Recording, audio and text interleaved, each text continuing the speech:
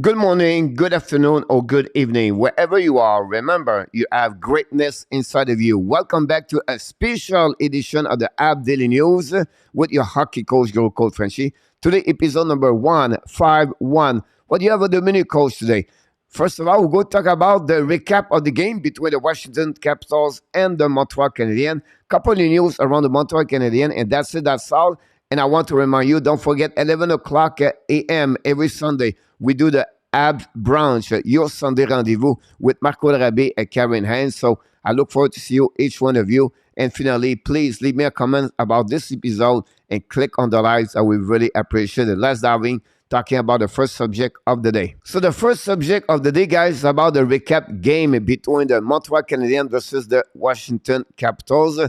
First of all, Martin Saint-Louis remove of the lineup, Rem Pitlick, he bring Jonathan Drouin in the lineup, and the goaltender for the Montreal Canadiens was Samuel Montembeault. Right around for Pitlick, we know not many players have a good start of the season, and no, Pitlick is maybe the easy one to remove from the lineup. That's the reason possibility with Pitlick was out and Drouin was back at play on the foreline with Mike Hoffman. But I want to mention about the game. First of all, the Washington Capitals beat the Montreal Canadiens by the score of 3-1 yesterday in Washington. This is the second loss for the Montreal Canadiens back-to-back.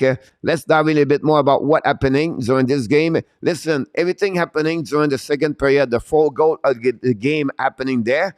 And Montreal Canadiens take the lead. Nick Suzuki on the wrap-up scored the only goal for the Montreal. Jacky, his first point in NHL, got an assist, and Cole Caulfield at 2:01.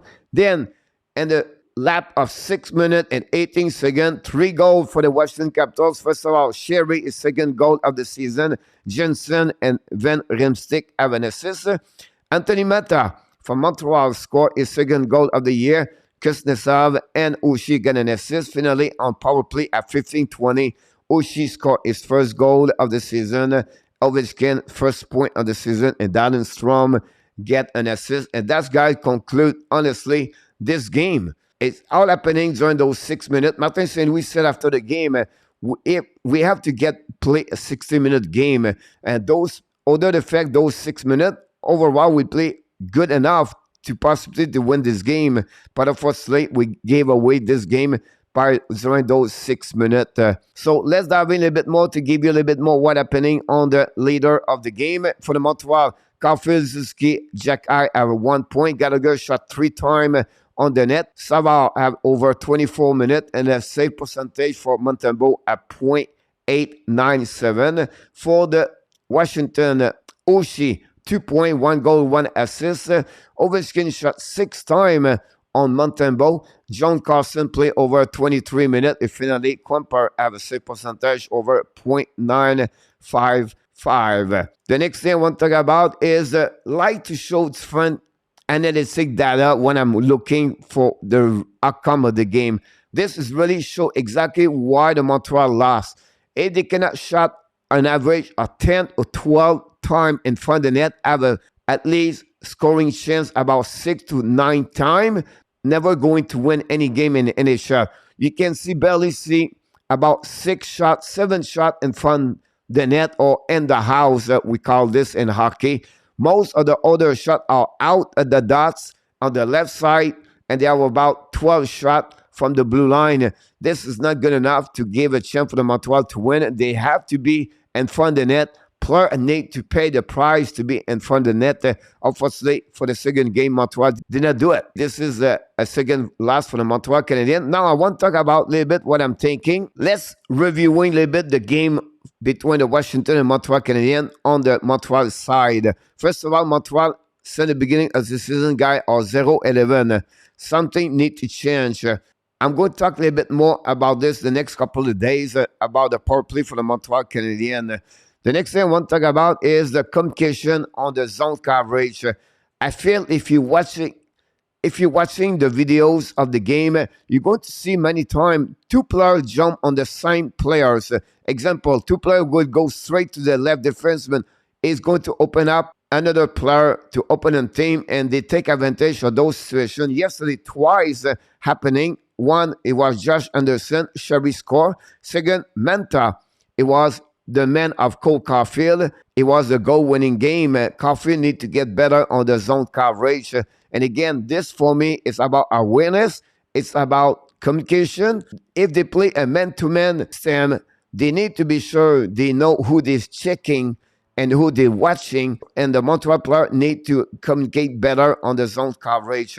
Then I want to talk about, guys, is the rookie of the game we do all the time, the rookie performance. First of all, let's talk about Cooley and Harris. The consistency of the two players since the beginning of the season is really good. Cooley doing well. Play again over 20 minutes yesterday. Harris played only 15 minutes, but he does a good job with Kovacevic since the beginning of the season. Both of them do well, and I think I like the Harris. He's getting better and better every single game, and I think Martin Saint-Louis should consider him to give him a little bit more minutes. I think that would be more benefit for the Montreal Canadiens. The next thing I want to talk about is Albert Jack-I. Listen, he did a couple of mistakes, game number 1, game number 2. Yesterday, it was his best game since the beginning of the season. I feel like he was more aware.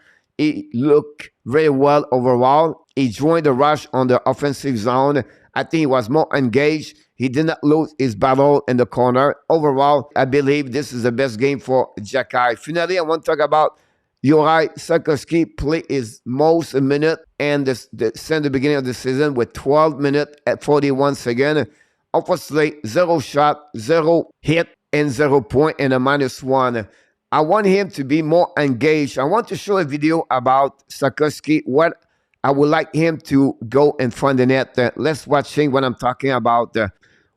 Watch him right there.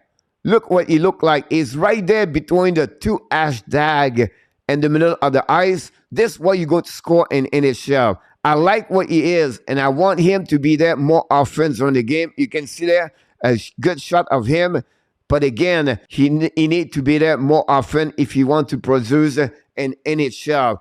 I would say the same thing for Kirby Dach. Dach have not a bad beginning of the season, but Dach need to be more engaged in front of the net. He cannot be around. We have too many passengers in the bus right now. They don't want to go in front of the net. And Montreal, the last 2 games, they not been there. Only Gallagher barely go there. DeWarTE go there. Monin go there. But we need more. Drouin, Hoffman, Dadonov, Dach need to be more involved with this in the house. They have to be in front of the blueprint if the Montreal want to score more goals. This guy conclude this subject. Let's move on to the next subject of the day. Here we go, the ad news of the day. First of all, we heard yesterday the Montreal Canadiens announced that Philippe Mézard is going to go to the OHL for the Kitchener Rangers after he played only 1 game with the Laval Rocket.